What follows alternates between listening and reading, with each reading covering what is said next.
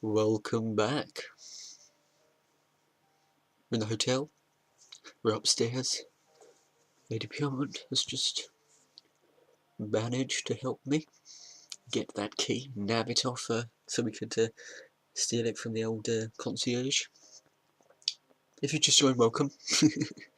This is part 6 of the Broken Sword Shadow of the Templars series.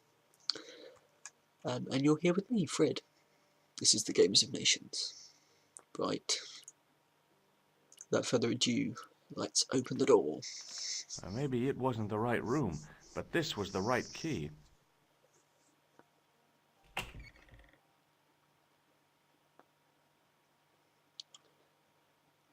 Now, to get to Kahns' location, you need to get out the window. Because his window's open, so, it's the only way you can get in, So, simple as, climb out, shuffle, shuffle, shuffle, into Kahns' room. Dramatic music.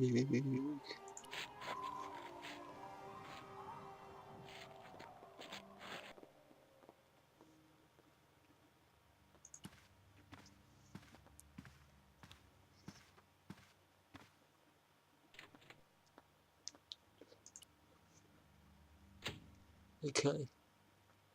See if there's any incriminating evidence around.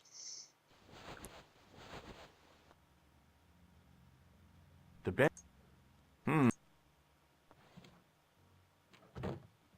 Oh. It was the battered leather briefcase I'd seen Plantar carrying just before he died. I searched the interior of the briefcase, but as I'd half expected, it was empty. So nothing incriminating. I think there's nothing in there. But stupidly, I think I pressed it. The assassin had been too smart to leave incriminating evidence beside his bed. Yeah. So, basically, you've got to open the door. Well, look out the door, and you discover that Kahn is coming up the stairs. If I remember. Spoiler alert. It was Kahns. I had the kind of feeling in my stomach that would usually send me running to the bathroom. So, the best thing to do is to get in the cupboard. Normally, I mean, you would see somebody in the cupboard, but for plot purposes, luckily George isn't actually. As Kahn opened the wardrobe, I was sure I was dead.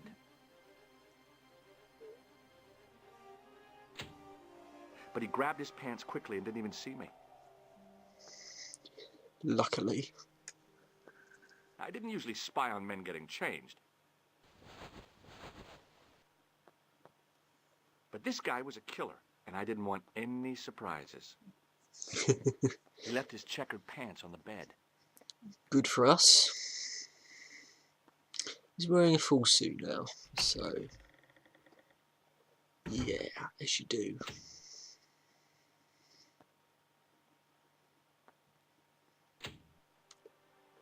So, time to inspect the trousers. Right.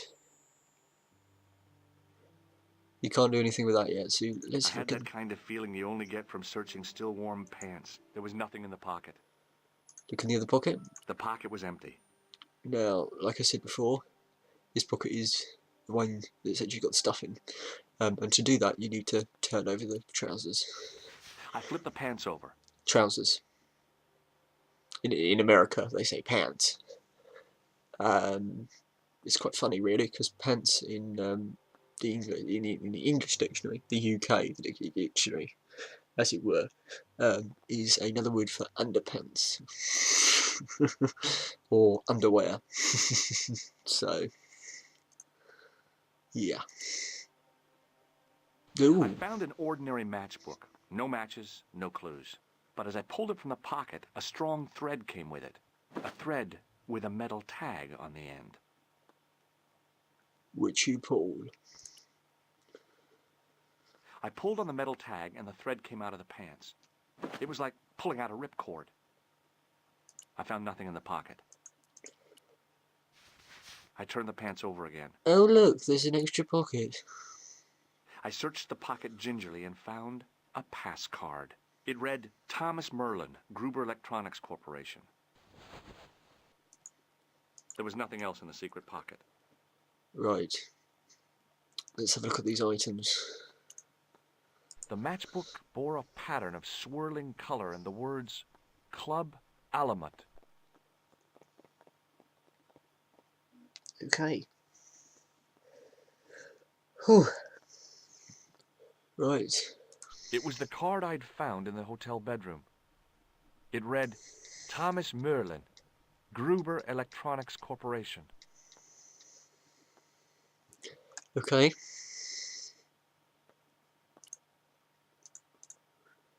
So then,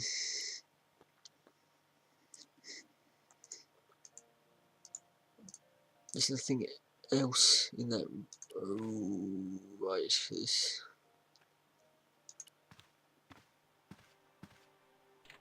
Then one more level look. One more look at that. Okay. So let's go down the stairs. Now we're going to try and acquire the package with the Gruber pass because it's a form of identification. I'm saving you a lot of bacon here, ladies and gents. What now, monsieur? Does this pass mean anything to you? That is Monsieur Merlin's property. That's right. Merlin the murderer. I want to see what he's left in your safe. Impossible. I cannot betray his confidence, no matter what you say he's done. You're making a big mistake. Maybe I can live with that. A murderer? Are you sure? Positive.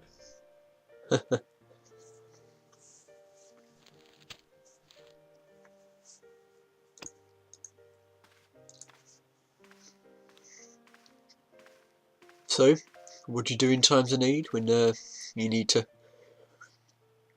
try and get a pass or try and get a package? I wonder. Lady Piermont. Time for another round of taking the mickey out of the Frenchman. Hello, George. What can I do for you now?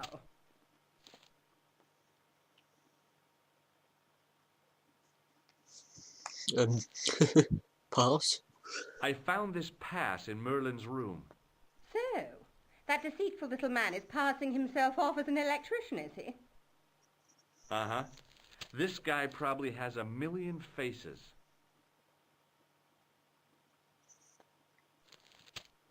Yes. He probably does. This is the key to room 21. That's next to the room taken by that rotten Merlin, isn't it? Yes, and it's vacant. Really? How convenient. Maybe it was my imagination, but I had an uncomfortable feeling about this situation. Yeah. I found this matchbook in Merlin's bedroom. It came from the Club Alamut. It might be useful to find out if that club is in Paris, George. Right. I showed the pass to the clerk, hoping he'd give me Merlin's papers. But he wouldn't buy it. He's too scared. I'll give him something to be scared of. Follow me, George!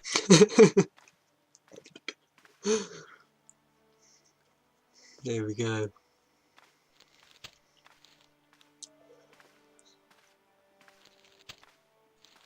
Did you place a package from Merlin in the hotel safe?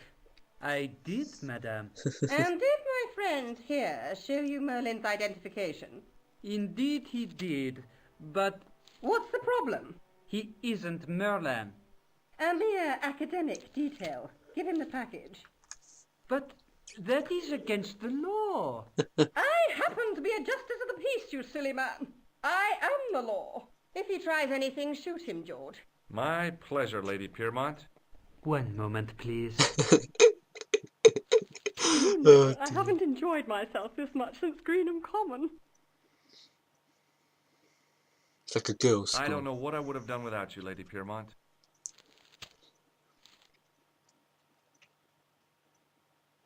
Voilà, monsieur. Le manuscrit de Monsieur Merlin. Thanks. How satisfying. An Anglo-American alliance that actually worked. The clerk had given me a tightly rolled sheet of parchment. I decided not to unroll it until I was safely back in Nico's apartment.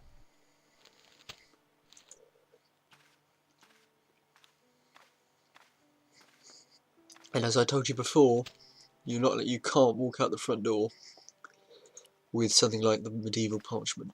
So, in order to prevent these so-called wise guys from stealing anything from you, like the medieval parchment, because that's what they're looking for,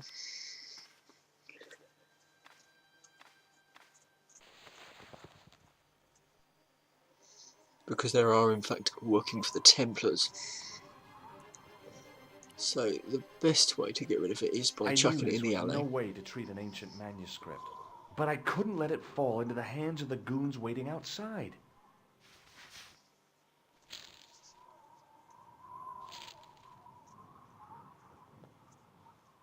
Thank goodness there's no water down there.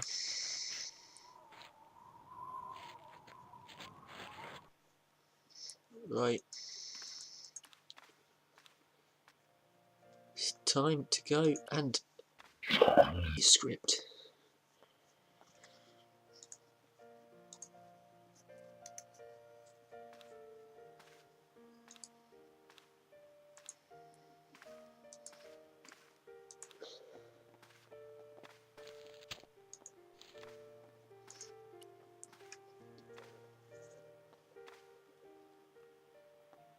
Just a minute, monsieur. What's your problem? No problem, if you cooperate. What do you want? Just a routine security check. Nothing to worry yourself about. Oh, well, all right. Search him, Flap. You bet.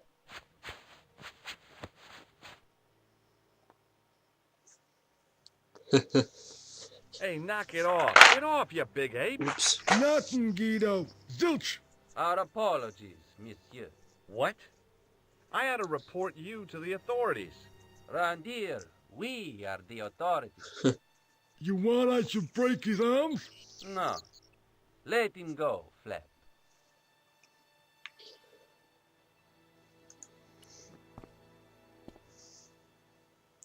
If they are the authorities, why are they skulking around a hotel? Jeepers.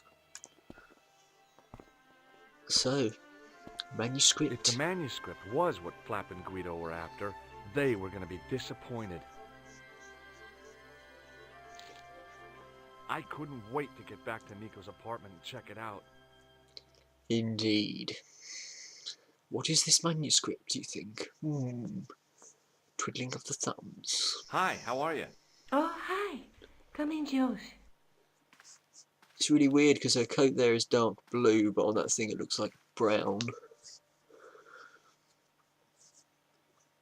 All sort of a blacky colour. What are you doing to help trace the killer clown? Research, Josh. Yeah? You have a copy of the clown's yearbook? I have a telephone and lots of contacts. Oh, well, did you find anything useful? Not yet. I'm employing my first and most useful weapon. What's that? Patience. Oh, I've heard of that. Isn't it a substitute for decisive thinking? Ooh, burn. Do you have a boyfriend? Not anymore. There was someone. A guy in my final year, but it didn't work out. Neither did my degree. I'm sorry. I'm not. Tell me more about your family. Oh, When I pardon was a me. little girl, I used to spend the winter with my grandfather and grandma. They were the best times, warm and safe in their tiny cottage. My grandfather rolled cigarettes while grandma made hot chocolate and cakes. One day, he stopped his scrolling.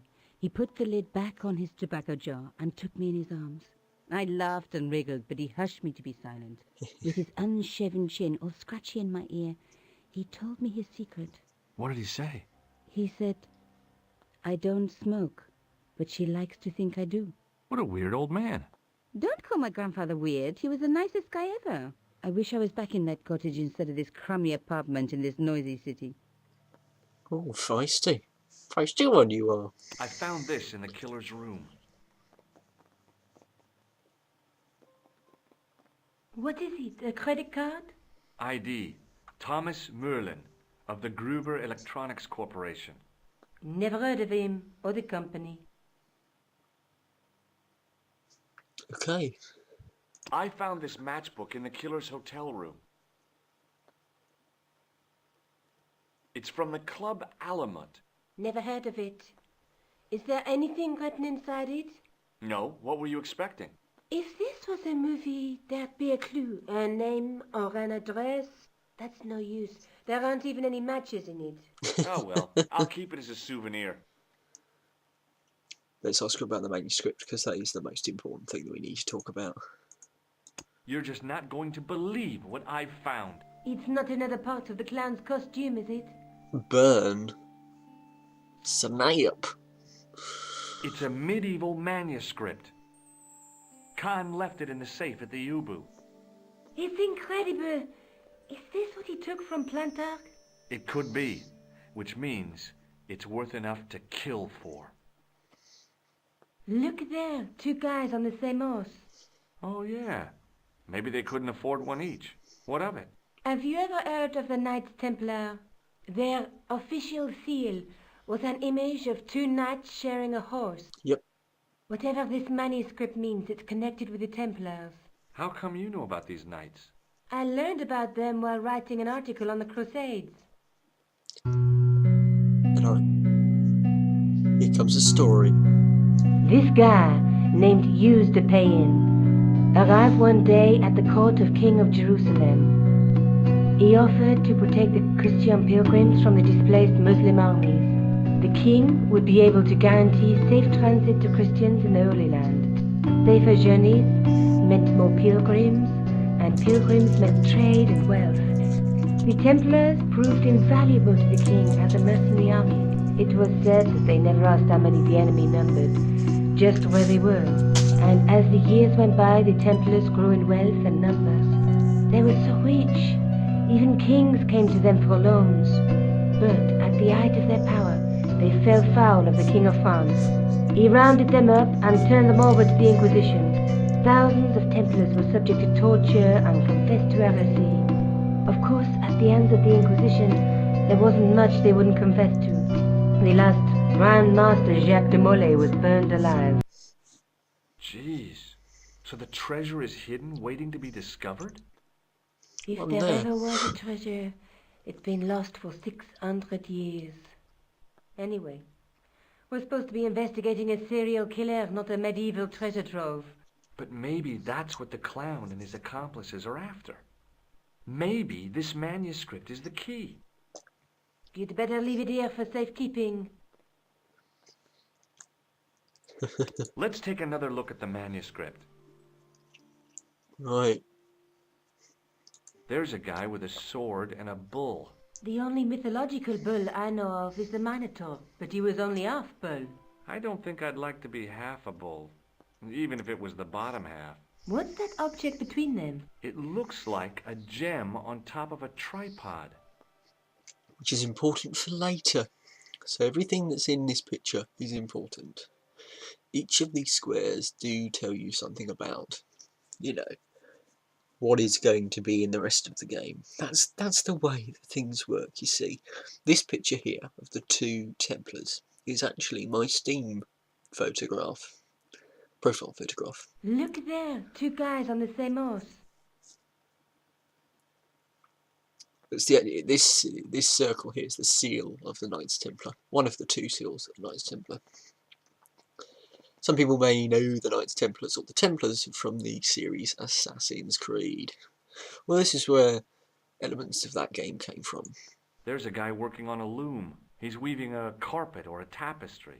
Or a duvet cover. It's a clue to a place, I reckon. Somewhere famed for weaving and ships. Where folk live in barrels? It beats copper boxes. A knight with a crystal ball. Now, there's something written on the scroll beside the knight. Yes, but it's written in Latin.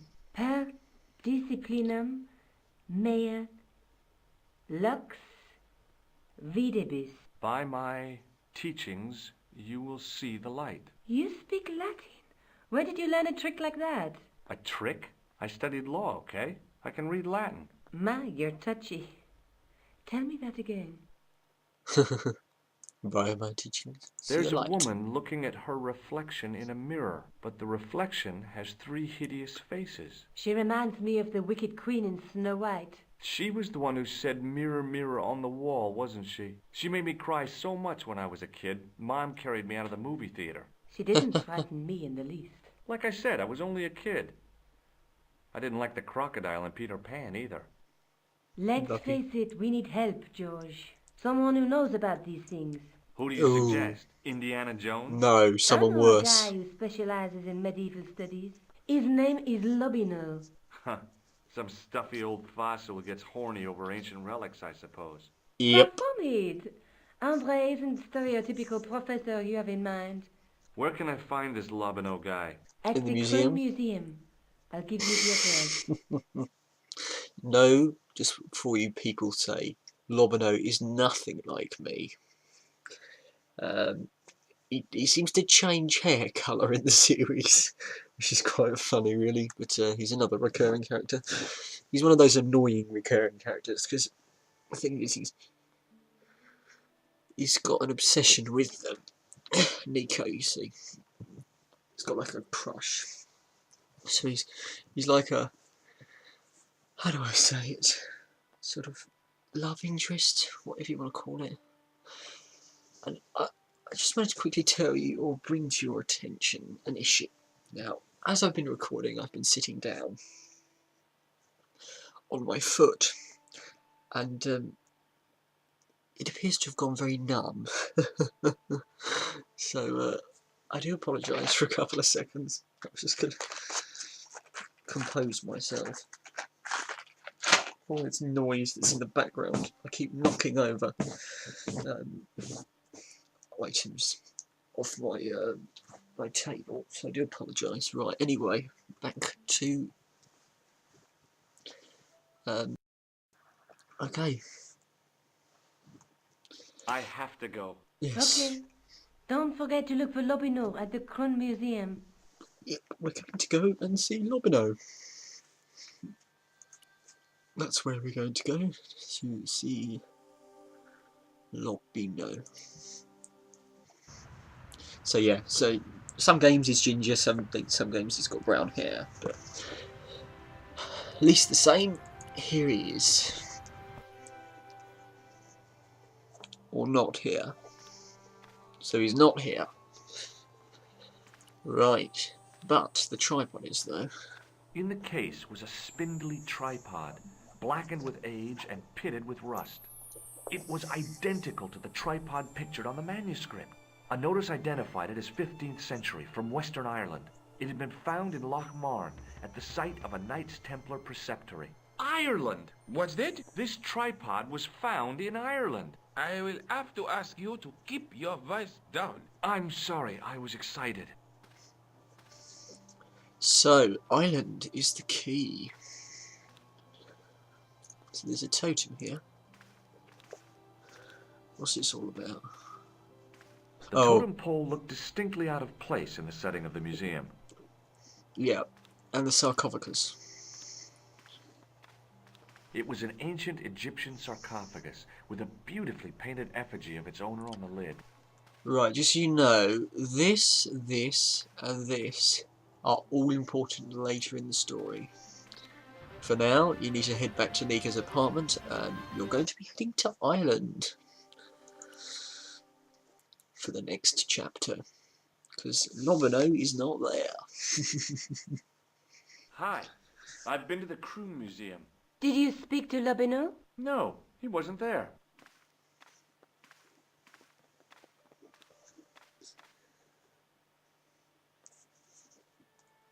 Let's take another look at the manuscript. No. There's Oh no. Why can't I just go back? Look there.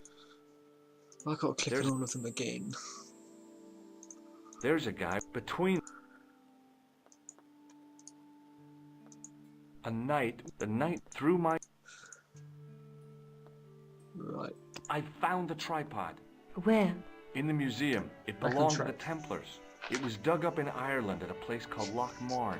I have heard of Loch Marn. I read an article about the castle. Oh, Take a look for yourself. A popular gossip magazine? You read that rubbish? No, I write it. The Professor Nigel Pegram, excavating the medieval castle at Loch Marn. That's strange. What? He resigned his chair at Durham University in order to devote his time to the excavation. Not only that, but he canceled the filming of a 4th series of his popular television program. This site at Loch Marn must be awful important to him. He's a professor of history. They're all cuckoo. All the same, I'd like to talk to this Professor Pegram. How do you feel about a trip to Ireland? Disappointed. Huh? That I won't be going. I want to follow up the Bellotta case. If you really think Pegram's gem is important, why don't you visit Loch Marn? On my own? I'm not so sure about that. Where is Ireland exactly? oh dear. I swear, a lot of Americans don't actually know where Ireland is. A lot of them say they have Irish roots, and a lot of them celebrate St. Patrick's Day, particularly in Boston, which has got a large Irish community. But they don't actually know where it is. But I will show you where it is. It is next to the United Kingdom, or England. It's not part of England, or it's not part of the United Kingdom. It's not part of the British Isles, but that's because of historical disputes. And let's not go there for now. That's for another day. Have you found out any more about the murders? Well, it may be nothing, but both the clan's victims visited Paris earlier this year. When? The 2nd week of July. They were both here at the same time. Did they meet? I don't know, but I can't imagine it was coincidence. Yes. Right. I have to go. Okay. So it's now time to go to Ireland, and probably a. So look, here's Ireland. See, this little island. There's a little bit at the top that's Northern Ireland, which is part of the United Kingdom. But this bottom bit here, this little section, is Ireland. So let's go to Loch Marn. It would have taken, 5. I passed the castle on the way into Loch Marn. The castle where Pegram's excavation was located.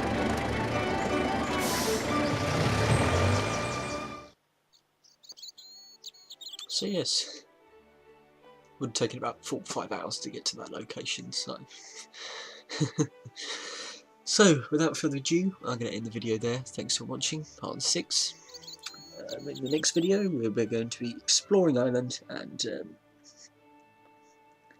finding out what the hell is going down in the Irish realms. Expect a goat.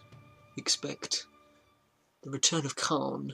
And expect some pretty decent Irish accents. So tune in next time to watch the Irish section of the Broken Sword series.